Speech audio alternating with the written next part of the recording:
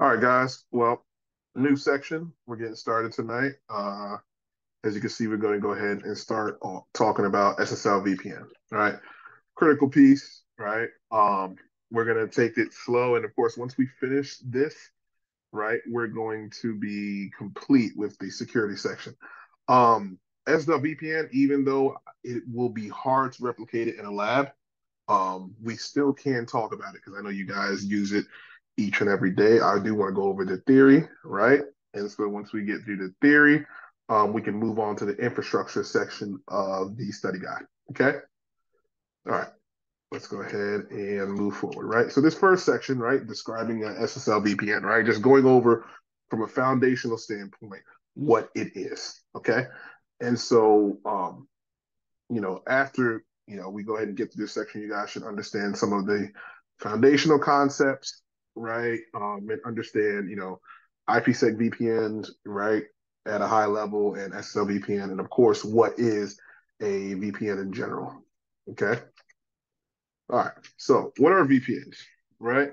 So, high level, right? A VPN, a virtual private network, creates a tunnel that gives users, right?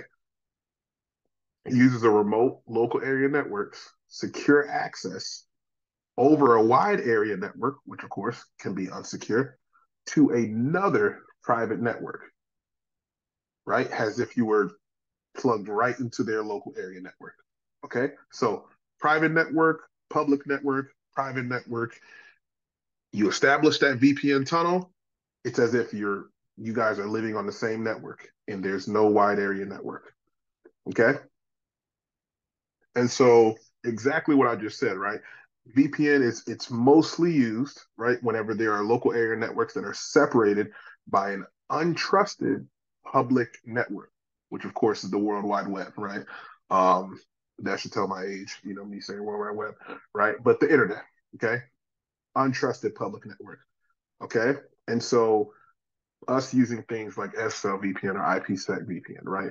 What we're doing is we're providing end users with secure access to private networks while they're traveling, right? I'm talking about SSL VPN for now. While they're traveling, maybe while they're at home or what have you. Or we can a VPN, right? Depending on the VPN, you can give access from site to site, right? All across the internet. Okay. All right. And so you guys are probably thinking from a high level, okay, how does it work, right? How does it pass through, right? From a high level, right? That user data, right? That's traversing that tunnel, right? It's encrypted, right? It's encrypted for privacy reasons and what have you. And the goal here is, right, is so threat actors can't read that data. They can try to intercept it, right? But they can't crack it, right? Due to encryption, hashing, and a lot of methods that are included within virtual private network tunnels, right? And so they're typically tamper proof, right? But of course, it comes with configuration and security standards and what have you, right? And so, right, what Fortigate, supports, they support SSL VPN and IPsec VPNs, right? Um, Fortinet supports both, right? And so, um, they actually don't, right, support a lot of the weaker protocols as far as SSL VPN. Fortinet out the box goes ahead and gives you the strongest configuration if they can.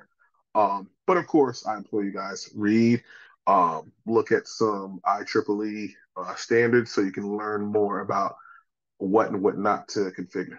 Okay. All right. Any questions? So that was a high level breakdown of what VPNs are in general. None for me. You guys are all None good? for me. Okay. Yep. Okay. Cool. Cool. All right. So let's talk about the differences, right? Let's talk about the difference between SSL VPNs and IPsec VPNs. Okay. So SSL, right? That's one protocol. TLS, a different protocol, right? And they're commonly used to go ahead and encapsulate and secure, you know, different ways of communication or data transmissions, right, across the internet. All right. And so SSL VPNs, right, they use a technique, right? Um, but it's not used with common HTTP protocol methods, right? It uses, right? It uses SSL, right? Which is on top of, if we're looking at that data, if we're looking at that wires chart, right? That packet capture, SSL sits on top of that data. Okay. They sit on top of that TCP IP network stack, right? And even though, yes, it's taking up much of the size of the packet, right? Which would be 1500, right? For each packet, right? It encapsulates, right? Encapsulates that entire data packet, right? And of course, the protocol that is used, right? And SSL VPN uses SSL, right? IPsec, right? It encrypts its data, right, using ESP, right? ESP, it encrypts it and it uses UDP, RDP, HP, all that stuff. All that stuff can traverse an IPsec tunnel, right? If we're looking at a packet capture, you guys will see it. You will see the protocol being used is called ESP. Okay, let's move on, right? IPsec VPN is a standard in itself. You guys can actually go on the internet and look up articles. There's actually books just on IPsec VPN in general, right? It works. Many vendors use it, right? They support many devices that have IPsec VPN capabilities. So if Don has a Palo Alto, Marquivia has a FortiGate, IPsec open standard. You guys can both connect to each other, right? Because they have to follow the same standard rules. Okay. All right. So SSL VPN, right?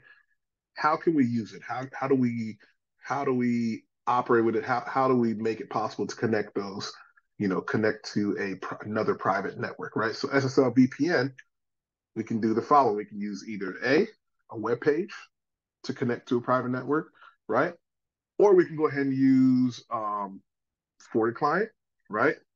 They can use that, right, to go ahead and connect to a private network. Or, and a lot of people don't know this, they haven't played around with this, you can actually use the Fortigate as an SSL client, right? So it's basically another host that's trying to access a private network, right? But it's not creating an IPsec tunnel. It's just another host, right? So picture the Fortigate being another computer that just has FortiClient on it, right? That's what the FortiGate can also do. It can just be the SSL client. Okay. All right. In comparison to IPsec VPN, right? It's simple as configuration, right? You're configuring the remote gateway. You're configuring a lot of things. But again, it is a standard protocol. So there's things you have to follow. Putting your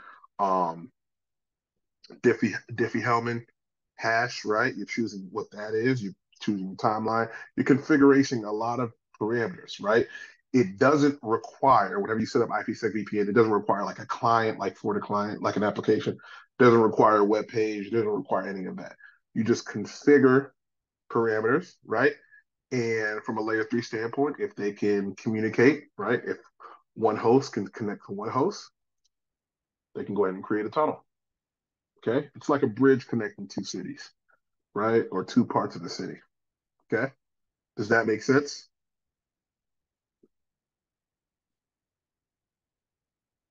Okay. I'll take that as a yes. All right. So let's continue, right? So SSL VPN, right? It's specific for each computer, each vendor, what have you, right? SSL VPN, like I told you guys before, um, right? Sometimes, you don't have to configure anything on the user side, do any user configuration. You typically don't have to do that. You just have to go ahead and put the your IP address, right, of that, maybe that firewall or that router you're trying to reach, right? Put in, username and password combo, and you're actually in, right? And who is SSL VPN, typically for, right? It's for those end users, right? It's for those people who are going to Starbucks, right? Who are going to maybe those, maybe going to the library, maybe going to a family reunion that they still have to work, and then after work, they go ahead and eat some hot dogs, right? These are for people that are remote, right? In general, right? IPsec VPN is preferred when tunnels, right, that need to connect branch to branch, right, or site to site, right? Those are typically used to connect two private networks over the internet. Okay. That's when an IPsec VPN would be used, right? It does require, like I told you guys before, configuration, right? It does require planning. Are you going to create a mesh topology or a star topology, right? You would need to know gateways, right? Those gateways being, remote peer, right? A lot of terms, right, will be used on this exam. You guys know what these are, right? Whenever you hear the word in retrospect to IPsec VPN, you hear gateways. All that is just the IP of the other host that's going to be on the side of the tunnel. So if I have Donovan's FortiGate, I need the remote IP gateway, right? Or the peer gateway for the other side of that tunnel. That's just my Kivia's FortiGate, her WAN address. I just need that to finish my configuration. Okay? And again, what is it used for? What's the core of why IPsec VPN is used? Connecting to private networks. So with office to office, or if you're trying to connect to data centers. So maybe you have your main site and then you're doing some replications, right, for disaster recovery, and you have your disaster recovery site, right? You have an IPsec tunnel between them. Boom. Right? So that's when it will be used. Right? And if you look at the little image on the side, they make it real simple, right? Site to site, SSL, end user to site. Okay. Any questions? Nope. Okay. Simple enough. You guys all good? Yep. Okay. Okay. Cool. All right. So, with us reaching the end of our high level overview of SSL VPN, I'm going to ask you guys two questions. All right. And let's see if you guys have been paying attention. So, question one: what does a VPN do? Does it A, extend a private network across a public network, or is it B, protects a network from external attacks? A. B. Whoa. Okay. Wait, say it again. Say the question again. Okay. What does a VPN do? Does it A, extend a private network across a public network, or is it B, Oh, it's protects a A. network? It's A. It's It's A? A. Yeah. Okay. All right. That is correct. All right. Question two: which statement about SSL VPNs is true? Is it A, an SSL VPN can be established between a workstation and a FortiGate device only, or B, an SSL VPN can be established between an end user workstation and a FortiGate device or two FortiGate devices? B. B. Positive? Yep. Say the question one more time. Okay. I'm Which sure. which statement about SSL VPNs is true? Is it A, an SSL VPN can be established between a workstation and a FortiGate device only, or B, an SSL VPN can be established between an end user workstation and a FortiGate device or two FortiGate devices? I don't think it could be with two FortiGate devices though. You can. Friend, SSL VPN? You can configure it with two. I've never configured it with two. Not on CDK, but I've seen it on GM and Subaru. I'm Like, gonna go with like, A just because I've never it's seen it. I've seen it with two WANs. it, Like you can get to it from two WANs on the same, like that's on the same, like if they got a WAN one and WAN two, but I've never seen like two separate firewalls with the same SSL VPN. the man just said an SSL VPN can be established between an end user workstation and a FortiGate device. So a computer and a firewall or two FortiGate devices is B. Oh, okay. B. Well, I'm gonna know that for the test then. Do you see So this, B. Don? Do you see? I know. Oh, you're driving. That's why. But if you look at the screen, right? SSL VPN, right? You have the options to log in via HTTPS through a web page to a FortiGate. You can use SSL VPN through FortiClient, but you can also use the FortiGate has an SSL VPN client. Okay. Okay. So it can be It with two can. different things. Okay. Yes, it can. Okay. Yes, it can. Noted. Oh yeah. Oh yeah. All right, guys. Well, that is it for tonight. All right.